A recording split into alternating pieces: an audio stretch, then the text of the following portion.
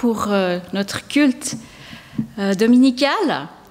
Je profite aussi de saluer ceux qui vont par la suite nous regarder suivre ce culte en ligne. Et j'aimerais en particulier saluer aussi peut-être les membres de l'Église évangélique de Réveil de Bienne qui aussi vont probablement suivre notre culte en ligne plus tard. Je vous propose, pour commencer, de vous mettre debout, si vous pouvez, et puis on va commencer par la prière.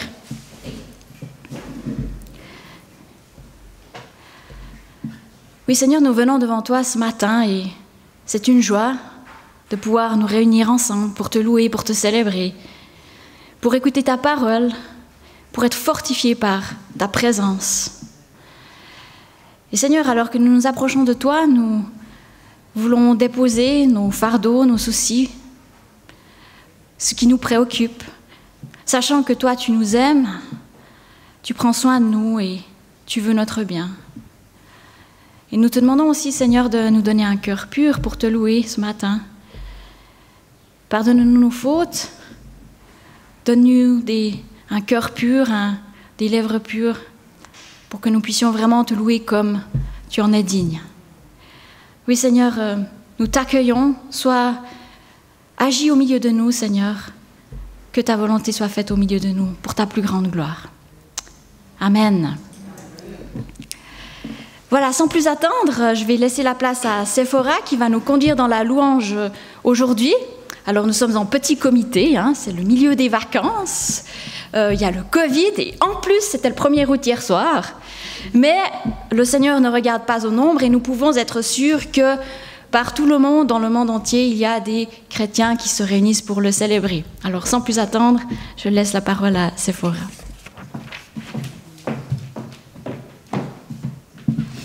Bonjour, comment ça va? Trop bien.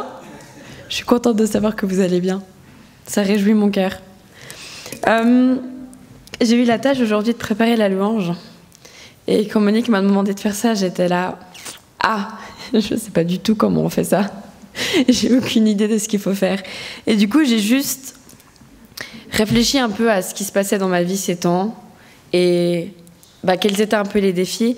Et du coup, c'est vraiment, je me suis rendu compte que c'est vraiment, à quel moment dans les moments de détresse et de souffrance, on a la force de se tourner vers Dieu pour juste se rendre compte qu'en fait, c'est juste qu'il faut chercher d'abord Jésus avant de chercher quoi que ce soit au niveau humain pour que les choses aillent. Et du coup, j'ai basé ma louange un peu là-dessus, les chants que j'ai choisis qu'on va prendre ensemble. Et en priant un peu pour ce moment, je ne vais pas introduire ni contextualiser ni rien du tout, mais c'est vraiment juste le grand verset qui est ressorti. C'est le verset dans Matthieu 6, 33, qui dit « Cherchez d'abord le royaume de Dieu et sa justice, et tout cela vous sera donné en plus. Ne vous inquiétez pas du lendemain, car le lendemain prendra soin de lui-même. À chaque jour suffit sa peine. » Donc je vous propose de prendre ce premier chant qui dit « Cherchez d'abord le royaume de Dieu ».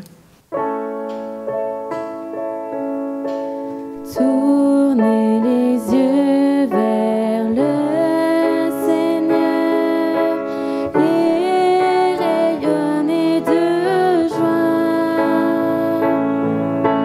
Chantez son nom de tout votre cœur, il est votre sauveur.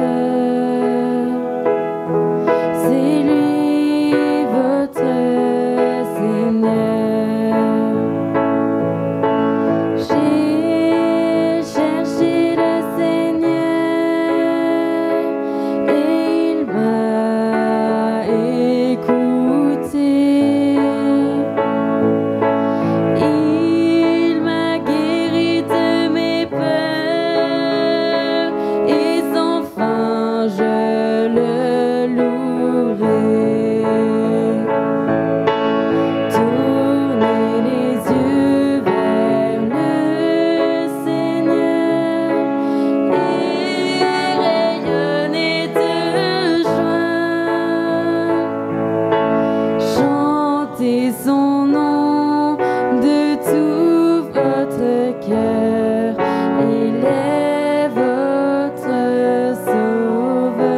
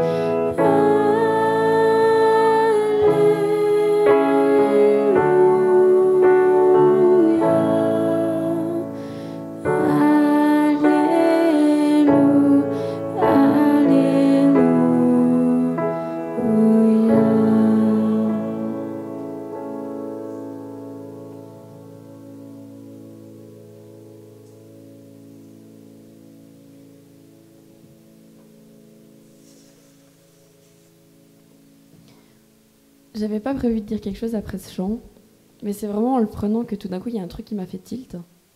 C'est que, en fait, dans ce verset, il est en deux parties. C'est vraiment chercher d'abord le royaume de Dieu et sa justice. Et je sais pas vous, mais je crois que c'est un truc que, enfin, moi, j'oublie assez souvent qu'il y a la partie de la justice. Et je me souviens que quand je discutais avec mon frère, il me disait tout le temps que qu'il trouvait pas la justice, qu'il trouvait pas juste ce qui se passait et puis les choses qu'on lui demandait de faire et ce genre de choses. Et en fait, je pense que la justice de Dieu, c'est quelque chose qui est tellement au-delà de notre compréhension humaine que le fait de chercher Dieu puis de chercher ce qui est juste à ses yeux, ça va nous apporter tellement de choses qui seront justement en plus dans la vie. Voilà, je voulais juste souligner ça.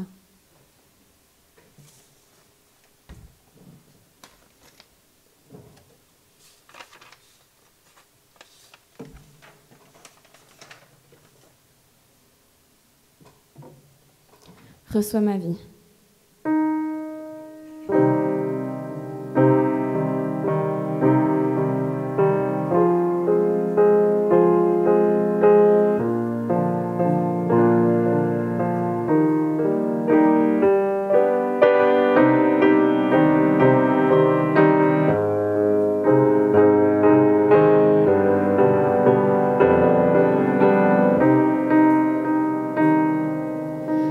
Reçois ma vie comme une adoration. Reçois mon cœur comme un cadeau d'amour. Je n'ai rien d'autre à t'offrir que ce sacrifice vivant. Je te donne ma vie pour toujours. J'abandonne sur ton autel en réponse à ton appel mes visions, mes ambitions, car tu es ma vie, ma passion. À tes pieds émerveillés, je contemple ta majesté. Je te donne sans compromis ce parfum de très grand prix. Reçois ma vie comme une adoration. Reçois mon cœur comme un cadeau d'amour. Je n'ai rien d'autre à t'offrir que ce sacrifice vivant. Je te donne ma vie pour toujours.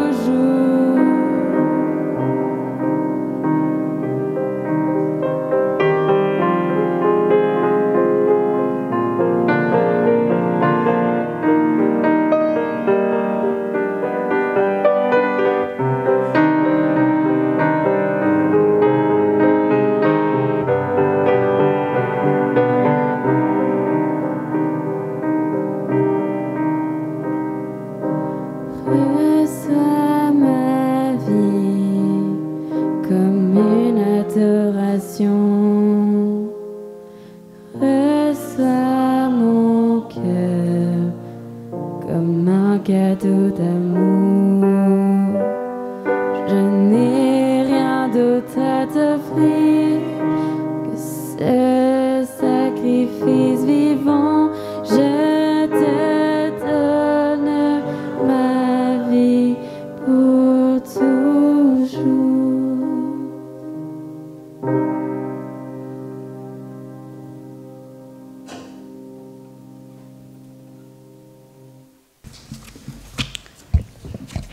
Voilà, merci beaucoup, Sephora, de nous avoir conduits dans ces chants. J'aimerais juste brièvement prier avant de partager la parole avec vous. Oui, Seigneur, comme on l'a chanté, c'est vrai, nous ne vivons pas que de pain seulement, mais de toute parole que tu prononces. Et nous confessons ce matin que nous avons besoin de toi, besoin de t'entendre nous parler, et que ta parole nous recrée, que ta parole nous fortifie. Donne-nous un cœur bien disposé, parle-nous, transforme-nous, Seigneur, c'est notre désir ce matin, pour ta plus grande gloire. Amen.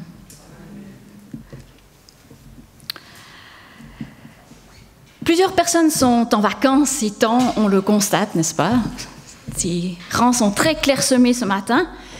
Et il s'agit probablement pour ces personnes de vacances assez particulières à cause de la pandémie.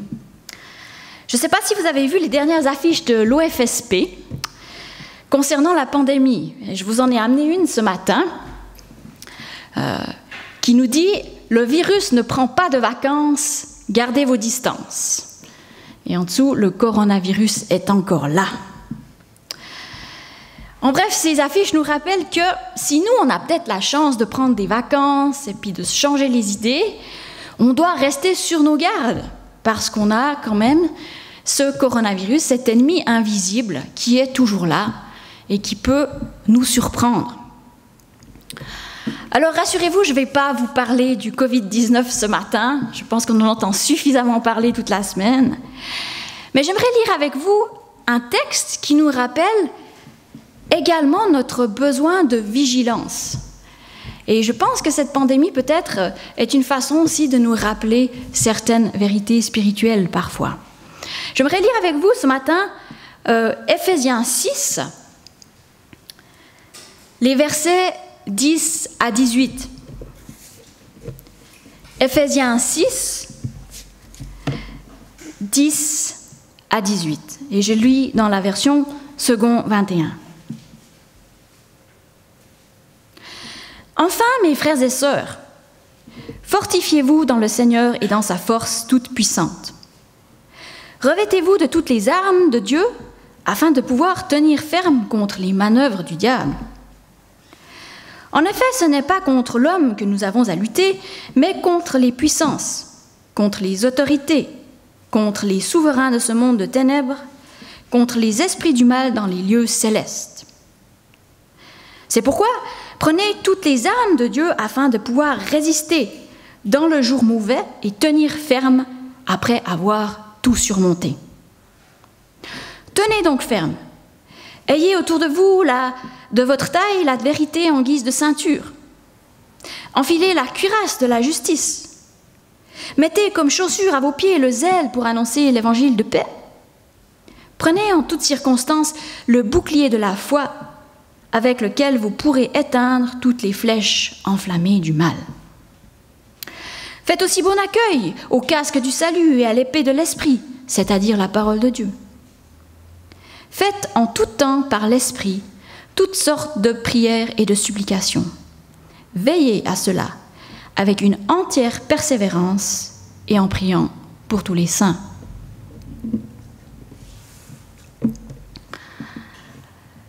Ce texte nous rappelle, peut-être un petit peu indirectement, mais quand même que nous devons rester vigilants en tant que chrétiens. Pourquoi? Parce que nous sommes engagés dans une bataille qui est souvent invisible. Et de ce fait, parce qu'elle est invisible, on peut souvent oublier qu'elle a lieu ou on peut sous-estimer son importance. Alors, il n'est pas possible de parler de tout ce qu'il y a dans ce texte, il est tellement riche ce matin, mais j'aimerais simplement mentionner 3 points, 3 appels que ce texte nous lance. Le premier de ces appels, c'est un appel à se préparer à la bataille.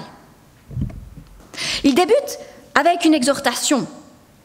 Enfin, mes frères et sœurs, fortifiez-vous dans le Seigneur et dans sa force toute puissante.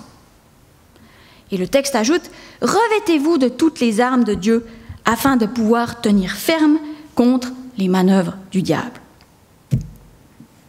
Alors, il y a d'autres endroits dans la Bible où on entend ce type de vocabulaire, fortifiez-vous. Et un exemple auquel j'ai tout de suite pensé en lisant ce texte, c'est l'exemple de Josué. Au début du livre de Josué, alors que Josué va conduire Israël dans le pays promis, si vous lisez ce premier chapitre, vous allez voir que le Seigneur ne cesse de répéter une phrase, « Fortifie-toi et prends courage ». Ça nous montre bien que ce langage, c'est un langage guerrier. Mais alors pourquoi est-ce que Paul il emploie ce type de langage pour parler aux Éphésiens? Qu'est-ce qui se passait chez eux? Mais si on lit l'épître aux Éphésiens, on se rend compte qu'il ne semble pas qu'il y ait eu une crise vraiment particulière parmi les Éphésiens à cette époque. Il n'y a pas de signe qu'il y avait une persécution particulière. pas de signe qu'il y avait une pandémie. Il n'y a pas vraiment de signe qu'il y avait des enseignements dangereux qui étaient un danger pour l'Église. Non, si on lit cette lettre, en fait, qu'est-ce qui se passe? Dans les premiers chapitres, Paul répète aux Éphésiens et il leur rappelle ce que ça veut dire que d'être chrétien. Il leur dit, maintenant vous êtes en Christ. Et il leur rappelle tous les bienfaits, toutes les bénédictions qui viennent avec ça. Il leur dit, vous êtes assis en Christ, qui, lui, a autorité sur tout ce qui est sur la terre et dans le ciel. Donc il leur rappelle vraiment ce que ça veut dire, que d'être chrétien, quels sont leurs privilèges. Il leur rappelle aussi que grâce à ça, maintenant, les Juifs et les gentils sont un peuple uni et sont devenus l'Église, cet édifice qui rend gloire à Dieu. Et puis il continue sa lettre et puis après il leur dit, voilà, maintenant vous êtes en Christ, il vous faut vivre cette réalité. Et il leur décrit à quoi ça ressemble. Donc il leur donne des instructions, comment se comporter dans l'Église. Il leur dit par exemple, ne vous mentez pas les uns aux autres. Puis après il arrive sur les situations de famille, dit femme, vous devez vous comporter comme si avec votre mari. Votre mari, c'est comme ça que vous devez traiter vos femmes. Enfants, c'est comme ça que vous traitez vos parents. Donc en fait il arrive dans toutes ces applications très pratiques. Puis il arrive à la fin de sa lettre et puis là il dit, fortifiez-vous. Il emploie cette image de la bataille. En fait, ce que ça suggère, c'est que quand on s'efforce de vivre cette réalité qu'on a en Christ, quand on s'efforce de l'appliquer dans notre vie de tous les jours, eh bien, il va y avoir un combat. Et vous l'avez probablement aussi remarqué, quand on essaie vraiment de vivre comme Dieu nous demande de vivre, des fois c'est dur. Il y a une vraie bataille qui a lieu. C'est pour ça qu'à la fin, il leur donne cet encouragement crucial. Il leur dit, fortifiez-vous. Et ça nous rappelle que non, la vie chrétienne n'est pas un long fleuve tranquille. Désolée. Non, en fait, quand on devient chrétien, si on s'efforce de vivre comme Dieu nous appelle à vivre, il va y avoir un engagement, une bataille, de l'opposition. Et parfois, on s'imagine en tant que chrétien que le combat spirituel, parce que c'est un peu le titre qu'on donne au passage des fois que je viens de lire, des fois on s'imagine que le combat spirituel, c'est uniquement quand on chasse les démons. Alors bien sûr, chasser les démons, ça fait partie du combat spirituel, mais c'est pas que ça. En fait, Satan, il essaie d'utiliser toutes les opportunités pour s'opposer au plan de Dieu dans nos vies quotidiennes, dans nos réunions du dimanche. Il essaie d'utiliser toutes ces opportunités. Il faut donc s'attendre à une bataille. Mais vous me direz peut-être, oui, mais bon, Monique, Jésus, il a la victoire. J'ai plus besoin d'avoir peur de Satan. Et j'ai envie de vous dire, oui, tout à fait, alléluia, c'est vrai. D'ailleurs, Paul le dit lui-même dans l'épître aux Éphésiens, il dit que Christ est assis à la droite de Dieu et qu'il a toute autorité sur toute domination, toute autorité, toute puissance, toute souveraineté, tout nom qui peut être nommé, non seulement dans le monde présent, mais dans le monde à venir. Ailleurs, il nous dit aussi que Jésus a dépouillé les dominations par la croix. Donc oui, Jésus a la victoire. Mais il n'en demeure pas moins qu'avant le retour de Jésus, Satan va tout faire pour qu'on oublie qu'il a la victoire, pour qu'on ne vive pas à la lumière de cette victoire et pour détruire l'œuvre de Dieu.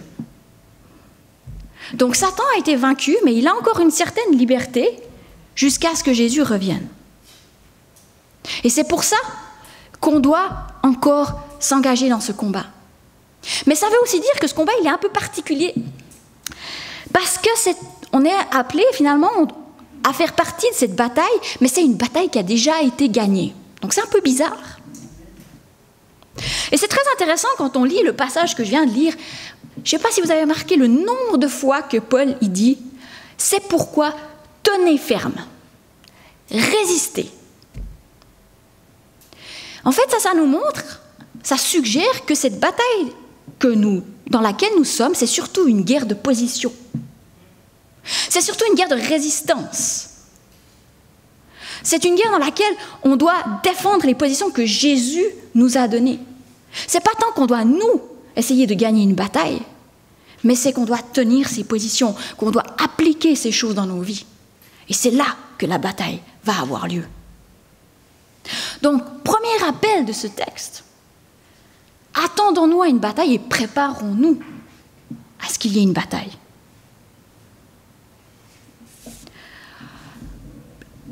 Le deuxième élément qui frappe et qui m'a frappé en lisant ce texte, c'est qu'il y a aussi un appel dans ce texte à bien connaître la nature de notre ennemi.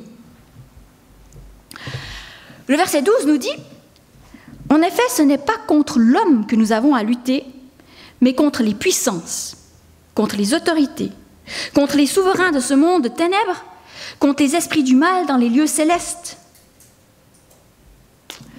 D'autres versions de la Bible, un peu plus anciennes, traduisent la première partie par cette phrase « Car nous n'avons pas à lutter contre la chair et le sang ». L'idée est probablement la même. Hein. La chair et le sang, ici, très certainement, ça désigne l'être humain. Autrement dit, notre combat n'est pas contre des êtres humains. Hein, ces puissances dont Paul parle, c'est des puissances spirituelles. On peut le deviner à cause du contexte. Notre combat n'est pas contre un ennemi humain, mais contre un ennemi spirituel. Et ici, cet ennemi est décrit avec beaucoup de mots différents. On a puissance, autorité, souverain de ce monde de ténèbres, esprit du mal. En fait, tous ces ennemis, ils sont sous l'autorité de leur général en chef, dont il est parlé au verset 11, le diable. Donc on peut imaginer vraiment le diable, le chef de cette armée, avec tous ces esprits, ces différentes autorités qui lui sont soumis. Donc par ce verset, ce texte nous rappelle qu'on doit vraiment se rappeler la nature de notre ennemi, qui il est. Et cet ennemi, il n'est pas de chair et de sang, mais il est spirituel. Et dans nos vies, on court souvent le risque de se focaliser sur les ennemis qu'on peut voir, donc sur les gens, très souvent. On peut facilement commencer à voir des personnes qui ne sont pas forcément très agréables, pour ne pas dire franchement hostiles, ou certains groupes de la société, je ne sais pas moi, peut-être même un parti politique, comme notre ennemi personnel et l'ennemi de l'Église. Alors il est tout à fait vrai que Satan, notre ennemi, il utilise des humains, il utilise des structures humaines, il utilise des activités humaines pour accomplir son plan. Alors ça, c'est tout à fait vrai. De dire que notre ennemi est spirituel ne veut pas dire qu'il n'y a aucun rapport avec le monde physique, notre quotidien. C'est pas ça que ça veut dire. Mais ce texte nous appelle à finalement savoir faire la différence, savoir discerner qui c'est qui est derrière ces gens qu'on croit sont nos ennemis. Et il nous rappelle que finalement notre ennemi, c'est le malin, celui qui est derrière ces choses-là. Et c'est une distinction importante parce que si on arrive à la faire, ça nous rend capables de continuer à prier pour ces gens qu'on considère nos ennemis, de continuer à les aimer même. Et c'est ce que Jésus nous appelle à faire. Et c'est très difficile à faire si on a cette idée « Ah, lui, il travaille pour l'Antéchrist », ou si on focalise notre attention contre ces ennemis qu'on voit. Il m'est arrivé d'être, je n'ai pas envie de dire la victime, mais j'avais vraiment une personne dans ma vie à un moment donné qui m'avait été hostile, qui m'avait traité de manière très très injuste aussi. Ça m'avait affecté même professionnellement. Et je me souviens qu'à cette époque-là, vraiment, cette personne, j'étais en colère contre elle, j'étais fâchée contre elle, et ma première idée, c'était vraiment de me venger. Ou en tout cas, de faire savoir que cette personne ne s'était pas comportée d'une manière juste. Très en colère contre cette personne. Mais je me souviens qu'à un moment donné, j'ai vraiment commencé à réfléchir, mais finalement, c'est pas cette personne-là qui est mon ennemi.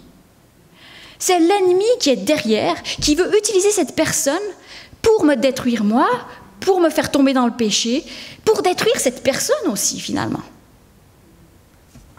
Et pour, ultimement, attaquer le royaume de Dieu. Donc finalement, toutes ces personnes, ils sont là, ça fait partie de la stratégie de l'ennemi, mais ces personnes ne sont pas vraiment nos ennemis. Et si on arrive à distinguer ça, on arrive à continuer à prier pour ces gens, et vraiment à se focaliser sur notre véritable ennemi. Donc, notre ennemi est spirituel. Ne faisons pas l'erreur de croire que nos ennemis sont ces gens. Ils peuvent être utilisés par l'ennemi, c'est vrai, mais notre véritable ennemi, c'est le malin qui est derrière ça. Et de dire que notre ennemi est spirituel, ça veut aussi dire qu'il va utiliser des stratégies spirituelles. Et que son but ultime, il est aussi spirituel. Finalement, ce que lui, il veut, c'est qu'on perde la foi. Ah, ça lui fait super plaisir. C'est que les projets de Dieu ne puissent pas s'accomplir, que ce soit les projets de Dieu pour nous personnellement, que ce soit les projets de Dieu pour l'Église, pour ce monde. Ça, c'est ses projets. Ça, c'est ce que l'ennemi cherche à faire. Et ce texte nous rappelle que notre ennemi est un ennemi rusé. Au verset 11, il nous est dit qu'on doit justement se fortifier pour résister et prendre l'armure du Seigneur pour résister aux manœuvres du diable, les manœuvres. Il utilise des manœuvres. Il est rusé. Ça veut dire quoi? Ça veut dire que il sait très bien comment se camoufler, nous distraire. Et des fois, on croit que la manœuvre, que notre ennemi, Satan, il nous attaque de devant, mais en fait, il est en train de nous attaquer par derrière. Je ne sais pas si vous avez déjà remarqué ça, mais un exemple qui me vient vraiment personnellement à l'esprit, c'est quand on a des différends avec nos frères et sœurs dans l'Église. Pour prendre l'exemple, par exemple, un différend théologique avec des frères et sœurs, j'ai beaucoup voyagé, j'ai rencontré toutes sortes de chrétiens, et des fois, des chrétiens, ils ont des avis très différents sur certaines choses. Hein. Alors là, je ne parle pas de différents quant aux choses fondamentales du salut, mais des fois, il y a d'autres choses dans la Bible, on les voit, on les comprend différemment. Et ce que je vois, même en moi, hein, quand j'ai un différend avec des chrétiens, ça dépend du sujet, mais suivant comment, c'est que ma première réaction, c'est « Aïe, aïe, aïe, celui-là, il n'a rien compris, quoi. » Et puis, je vais l'aider finalement à supprimer ce mauvais enseignement qu'il a dans la tête. Hein? Et puis, on va corriger ça. Hein? On ne va pas laisser Satan utiliser ces mauvais enseignements pour embêter mon frère. Donc moi, je crois que l'ennemi, il est là. Mais bon, enfin, si vous connaissez ce genre de situation, ce qui risque d'arriver, hein, pas forcément, mais ça peut, c'est que le frère et sœur ou la sœur en question ne change pas du tout d'avis, qu'il ne soit pas du tout convaincu par vos arguments, et puis qu'il campe sur ses positions. Et qu'est-ce qui va se passer quand cette situation arrive? Et c'est là, je crois, que nous devons vraiment faire attention. Parce que c'est une situation qui peut très rapidement dégénérer. Et si je regarde ce qui se passe dans mon cœur dans ces moments-là, ce que je vois, c'est que mon cœur, il commence à être beaucoup plus agressif envers ce frère et cette sœur, que suivant le sujet, je me remplis d'amertume, et qu'il y a des divisions qui sont créées entre ces frères et sœurs et moi-même, et des divisions qui peuvent même affecter plus largement la communauté chrétienne. Ce que je veux dire, c'est que des fois, on croit que Satan, il a cette stratégie-là, mais en fait, il est en train de faire des choses dans notre cœur qui sont tout autant dangereuses. Quand notre cœur commence à se remplir subtilement d'amertume, quand on commence à avoir de la colère ou de la violence envers des frères et sœurs. Donc ce texte nous appelle vraiment à avoir conscience de la nature de notre ennemi. Il est spirituel et pas humain, mais il est aussi rusé. Il est rompu aux techniques de camouflage. Et son but ultimement, c'est, quels que soient les moyens, de détruire notre foi, de détruire l'Église, de détruire l'œuvre de Dieu. Et ça peut vraiment aider à ouvrir des nouvelles perspectives si on a ça présent à l'esprit. Et si on a vraiment à l'esprit, finalement, quel est cet ennemi auquel on fait face? Quels sont ses buts? Quelles sont ses stratégies?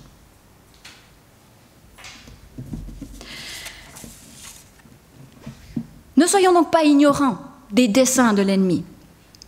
Dans l'épître des Éphésiens, d'où est tiré ce texte, c'est assez intéressant parce qu'il y a un moment donné où, justement, Paul, il dit aux chrétiens comment se comporter les uns avec les autres, et il leur dit, ne laissez pas le soleil se coucher sur votre colère. Et il ajoute, de peur de ne laisser une opportunité à l'ennemi. Ça nous montre vraiment que dans nos relations les uns avec les autres, des fois on a des différends, on a des choses qui ne vont pas. Mais on doit faire très attention à ne pas laisser Satan exploiter ces choses-là. Parce qu'il est là et lui, il va exploiter tout ce qu'il peut exploiter. Donc un appel à connaître la nature de notre ennemi. Enfin, le troisième appel qu'il y a dans ce texte, c'est finalement un appel à nous saisir des armes appropriées. Les armes appropriées ici sont appelées les armes du Seigneur. Et finalement, ce point, il est très très lié au deuxième point que je viens de mentionner. Parce que c'est seulement quand on comprend qui est notre ennemi, quelle est sa nature, qu'on va utiliser des armes appropriées. Autrement, si on ne comprend pas, si on croit que notre ennemi est humain, on va utiliser des armes humaines qu'on utilise dans les combats qu'on a avec des êtres humains. Mais si on comprend que notre ennemi il est spirituel, si on commence à comprendre ses stratégies, on comprend, oh là là, ça ne va pas marcher, on a besoin d'autres armes dans ces circonstances-là. Alors, quelles sont ces armes? Et ce texte, le texte qu'on vient de lire en énumère en plusieurs. Et mon but ce matin, c'est vraiment pas de revenir sur les armes qui sont énumérées dans ce texte, parce que je devrais passer beaucoup trop vite dessus, ce serait vraiment dommage. La seule chose que je veux faire, c'est mentionner deux principes qui ressortent de ce texte. Et puis, on pourra peut-être parler des différentes armes une autre fois. Mais il y a deux principes sur la façon de se défendre qui ressortent de ce texte. Et le premier principe, je l'ai un petit peu évoqué, on le voit déjà dans cette première exhortation au verset 10. Enfin, frères et sœurs, fortifiez-vous dans le Seigneur et dans sa force toute puissante. On pourrait aussi traduire ce fortifiez-vous par soyez fortifiés. Ce verset nous rappelle un principe de base du combat spirituel. C'est que, comme nous l'avons évoqué, la victoire est déjà acquise par Jésus. Et la puissance dont nous avons besoin pour tenir bon, elle vient de Jésus. C'est une puissance dérivée. C'est quand on est en lui qu'on a cette puissance. Donc le combat spirituel, c'est pas tant quelque chose que nous devons faire. Bien sûr, on voit, il faut apprendre à utiliser ses armes, ça en fait partie aussi. Mais vraiment, la puissance, elle nous vient de Jésus. Elle nous vient du fait que nous sommes en lui. Et plus on comprend ce que ça veut dire d'être en lui, plus on se fortifie dans cette vérité, et plus on est fort, plus on a de puissance. La puissance vient de ce que Jésus a fait, de ce qu'il nous a acquis, de la nouvelle identité qu'on a. Donc plus on vit, plus on apprend à comprendre ce que ça veut dire que d'être en Christ. D'ailleurs, Paul n'arrête pas d'en parler dans cette lettre. Et plus on sera fortifié, et plus on pourra résister à l'ennemi. On sera solide. Souvenez-vous, c'est une guerre de résistance. Lui, ce qu'il essaie, c'est vraiment de nous faire tomber. Pour revenir, par exemple, à l'exemple de ce conflit théologique avec mes frères et sœurs, que j'ai envie d'appeler mes adversaires, mais appelons-les frères et sœurs, n'est-ce pas? Par exemple, ça dépend beaucoup de la situation, mais une des choses, je pense que dans cette bataille, il peut y avoir un élément vraiment où on a envie d'avoir raison, et puis que si on n'a pas raison, on se sent pas plus en sécurité dans nos croyances et tout ça. Mais en fait, si on est en Christ, plus on comprend que Dieu nous a pardonné, il nous a pleinement acceptés en Jésus, qu'il nous aime, qu'on n'a rien à prouver, qu'on n'a pas besoin d'avoir raison pour être accepté et aimé de Jésus. Et plus finalement, le piège de Satan devient plus tellement un piège finalement. Parce qu'on a cette sécurité en Jésus, on sait qu'on n'a pas besoin nécessairement d'avoir absolument raison face à ce frère ou cette sœur. C'est plus si important. Ce qui est important finalement, c'est que Dieu m'aime, qu'il m'a accepté, qu'il aime et qu'il a aussi accepté ce frère et cette sœur, et que nous a unis dans un même peuple.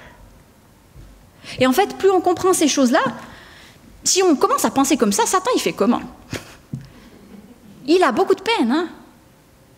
Donc vraiment, on doit se saisir des armes appropriées. Et la première chose que nous dit ce texte, c'est vraiment de se fortifier en Jésus, finalement. C'est ça. Et le deuxième principe qui ressort de ce texte, et il est vraiment tout simple, mais c'est la prière. Hein? Le dernier verset nous dit, le verset 18, le dernier verset que je viens de lire, « Faites en tout temps par l'Esprit toutes sortes de prières et de supplications. Veillez à cela avec une entière persévérance en priant pour les saints. » Alors la prière n'est pas une des armes de l'armure énumérée, mais il est clair qu'elle fait partie de ce qui accompagne chaque combat spirituel. Si on repense à la nature de notre ennemi, qu'il est spirituel, qu'il est rusé, on a tellement besoin de prier pour réaliser finalement quels sont ses plans, quelles sont ses stratégies, pour qu'on ait cette sensibilité finalement à ce combat, pour qu'on puisse réaliser où est le vrai combat. Donc la prière est une arme appropriée, non seulement pour discerner les plans de l'ennemi, ne pas se tromper de combat, mais aussi pour lutter contre lui, pour résister, pour justement tenir bon.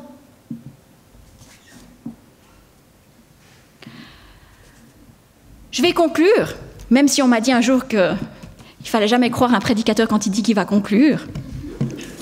Je vais essayer de conclure quand même. Mon but ce matin avec ce texte, c'est vraiment pas du tout de nous effrayer ou de nous encourager à tout spiritualiser et avoir le diable partout. J'ai chez moi en ce moment une mini-invasion de fourmis.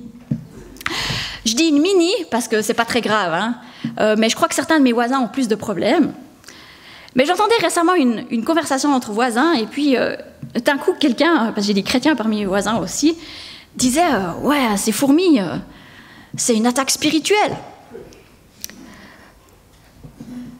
Et puis, je n'ai pas entendu tout le contexte de la conversation, donc je ne veux pas vraiment non plus trop élaborer là-dessus, mais ce que je veux dire, c'est que je peux tout à fait imaginer un scénario dans lequel ces fourmis sont vraiment une attaque spirituelle. Mais il n'en demeure pas moins que très certainement, la raison d'être de ces fourmis dans mon appartement, c'est une raison tout à fait naturelle. Et très certainement, la meilleure façon de s'en débarrasser, c'est d'aller chez Denner ou chez qui, je ne sais pas qui, acheter un anti-fourmi. Donc, ce que je veux dire, on n'a pas besoin de tout spiritualiser, c'est vraiment pas le propos ce matin. Et souvenez-vous aussi ce que je partageais la dernière fois, on peut faire deux erreurs avec Satan, même en tant que chrétien. La première, c'est de faire comme s'il n'existait pas. Et la deuxième, c'est de se focaliser sans arrêt sur lui. Et dans les deux cas, c'est une erreur. Dans les deux cas, c'est pas biblique, d'accord ? Et si on fait que de se focaliser sur lui, de le voir partout, si on a trop peur de lui, si on lui attribue trop d'autorité, alors on est aussi dans l'erreur. Car il n'en est rien. Éphésiens commence par nous dire que Jésus a toute autorité sur terre et dans le ciel.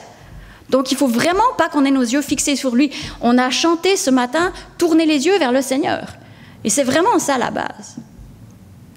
Mais ce que ce texte nous rappelle, c'est qu'on doit aussi faire attention à ne pas faire l'erreur inverse. Et ne pas être naïf. Okay? On est engagé dans un combat. L'ennemi est là. On est appelé à connaître sa nature, connaître ses desseins. Pourquoi ? Parce que c'est seulement quand on a cette conscience qu'on pourra éviter de se faire avoir. Et on a besoin vraiment d'être dans cette attitude. Et en fait, quand on réalise qu'il y a un autre combat derrière tout ce qu'on voit, ça change vraiment notre perspective sur beaucoup de choses. Donc ce texte nous encourage, non pas à voir le diable partout, mais à être, comme Jésus nous l'a dit, à veiller et prier. Et c'est vraiment ce que j'aimerais nous encourager ce matin à faire. Voilà, j'ai donc conclu, comme promis. On va prendre un moment de silence et je vais prier. Et puis, je vais vous laisser quelques instants aussi si vous voulez répondre par la prière. Sentez-vous libre, pas des prières trop longues pour que tout le monde ait l'opportunité de prier. On va juste prendre un petit moment de prière maintenant.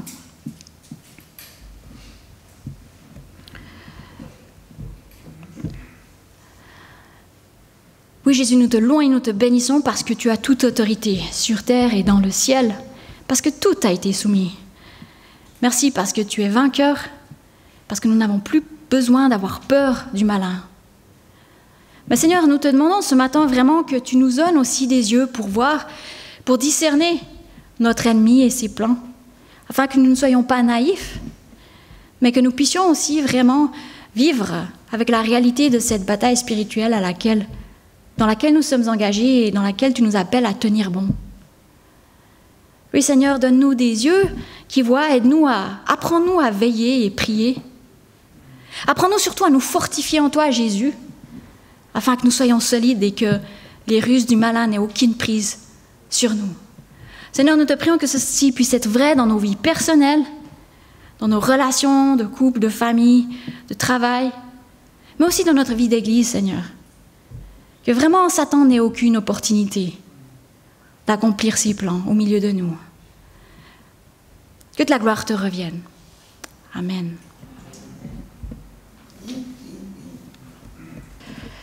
Amen. Voilà, nous arrivons déjà au moment de l'offrande. Et pendant l'offrande, Séphora va nous conduire dans un champ. Pour des raisons sanitaires, comme d'habitude, donc les paniers vont rester devant. Vous êtes libre de vous avancer. Normalement, c'est vous avancez par là, puis vous retournez par là, selon les mesures. Donc, vous pouvez vous avancer pour donner votre offrande. Bien sûr, il y a toujours cette possibilité de faire des offrandes, surtout par les temps qui courent, par virement postal ou bancaire. Et vous trouverez toutes les coordonnées nécessaires pour cela sur notre site Internet. Voilà, donc dès que le chant commence, vous pouvez vous avancer librement. Merci.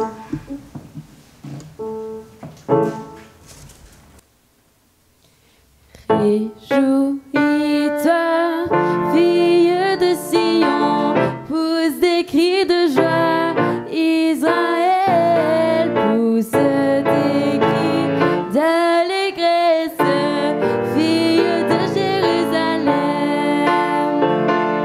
Tous tes péchés ont été effacés, ton ennemi chassé. Le Dieu d'Israël, Adonai, est venu vers toi. Réjouis-toi, fille de Sion, pousse des cris de joie, Israël, pousse des cris d'allégresse, fille de Jérusalem.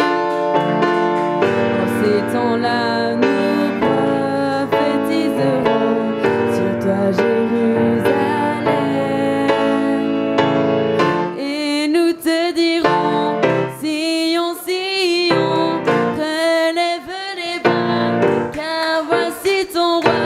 Réjouis-toi, fille de Sion, pousse des cris de joie, Israël, pousse des cris d'allégresse, fille de Jérusalem. Oui, le Seigneur est au milieu de toi, comme un héros qui sauve. Il te sauvera, il te réjouira, il fera de toi sa plus grande joie. Réjouis-toi, fille de Sion, pousse des cris de joie, Israël, pousse des cris d'allégresse, fille de Jérusalem, fille de Jérusalem.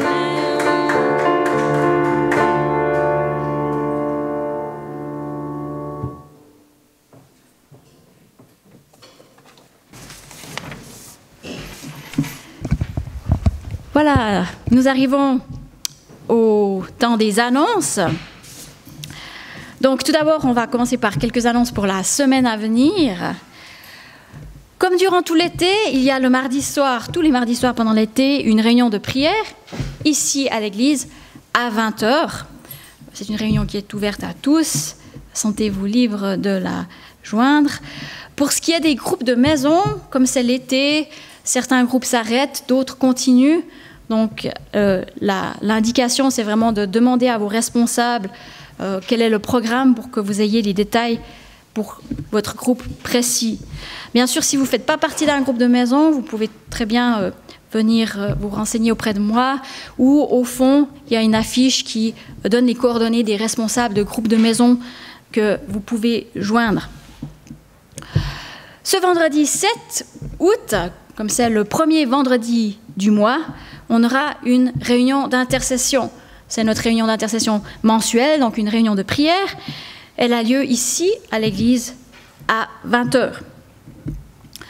Dimanche prochain, comme ce dimanche, nous aurons toujours 2 cultes, l'un à 9 h et l'autre à 10h30. Je crois que c'est tout pour les annonces de cette semaine. Et je veux encore faire 3 annonces par rapport à des dates, 3 dates qu'il est important de noter dans nos agendas. La première date, c'est le dimanche 30 août, où nous aurons un service de baptême. Donc si vous êtes intéressé à être baptisé, vous pouvez prendre contact cette semaine avec moi et dès la semaine prochaine, quand le pasteur sera de retour, avec Fernand. Il y aura un cours de préparation au baptême le samedi 15 août de 10 h à 16 h. La deuxième date à marquer, c'est le mardi 18 août. À 20 h, à la place de la prière qu'on a le mardi, donc, aura lieu un cours croissance exceptionnelle qui est une soirée qui va être animée par Porte Ouverte. Porte Ouverte est donc une organisation au service des chrétiens persécutés. Et Porte Ouverte va nous parler d'un sujet qui s'intitule « Marcher aux côtés des femmes persécutées ». Alors, je précise, ce n'est pas une réunion réservée aux femmes, c'est ouvert à tous. Les hommes sont les bienvenus, encouragés à venir. C'est simplement que le sujet va être particulièrement sur les femmes persécutées. Enfin, troisième date à noter, c'est celle de l'Assemblée générale, qui aurait dû avoir lieu en mars, mais pour les raisons que l'on connaît, a dû être annulée. Donc nous l'avons reportée et nous allons l'avoir le mardi 8 septembre à 20 h, et vous aurez des précisions à ce sujet plus tard dans le courant du mois d'août. Je crois que c'est tout pour les annonces. Donc, juste pour info, donc, le pasteur est en vacances encore cette semaine. Il sera de retour le 11 août, si vous êtes vraiment impatient. Autrement, vous pouvez sans autre me contacter en cas de besoin. Et puis, je rappelle aussi que donc, Sephora, qui nous a conduits dans la louange aujourd'hui, fait un stage dans notre communauté. Donc, elle va, vous la verrez probablement plus devant, en train de faire différentes choses. Possible aussi qu'elle vous contacte par téléphone pour voir comment vous allez. Donc, ne soyez pas surpris si elle vous contacte, et faites-lui bon accueil. Voilà, je vous propose de vous mettre debout et puis on va clore par la prière. Oui, Seigneur, nous te remercions. C'est vrai que c'est un plaisir de pouvoir se réunir, te louer et t'adorer. Passer du temps avec nos frères et sœurs, Seigneur. Et nous te prions vraiment que, alors que nous partons, que ta parole puisse rester avec nous. Seigneur, merci pour cette promesse que tu es avec nous tous les jours jusqu'à la fin du monde. Et nous te prions tout particulièrement que cette semaine, nous puissions avoir conscience de ta présence à nos côtés, jour après jour. Que cette présence nous fortifie, qu'elle nous aide aussi à tenir bon dans l'adversité et lorsque nous serons au cœur de la bataille. Merci pour ta fidélité et ta promesse qui nous accompagne. Amen. Voilà, je vous souhaite un très bon dimanche. À bientôt.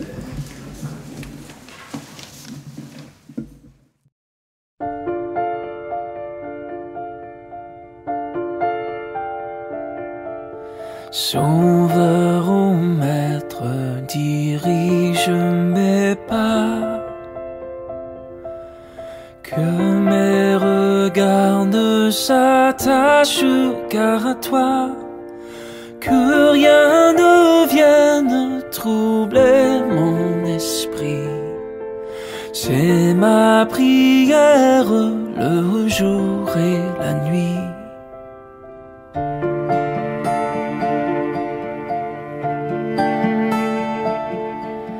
Sainte sagesse, parole de Dieu,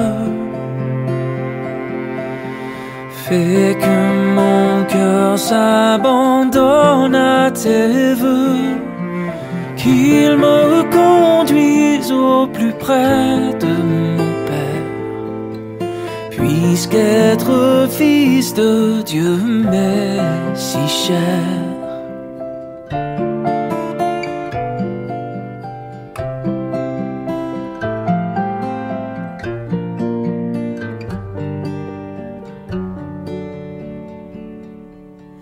Que rien sur terre, que nul ici-bas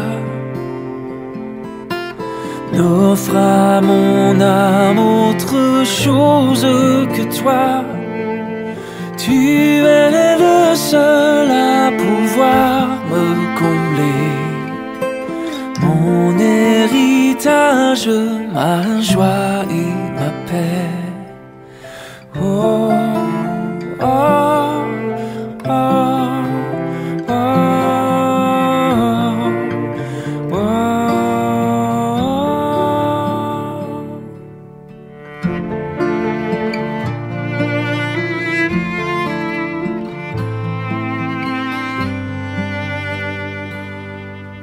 Clarté divine, victoire infinie. Que ce soit toi qui soutiennes ma vie, sur ta lumière attendant ton retour. Je veux garder mes yeux chaque jour sur ta lumière attendant ton retour. Je veux garder mes yeux chaque jour. Oh.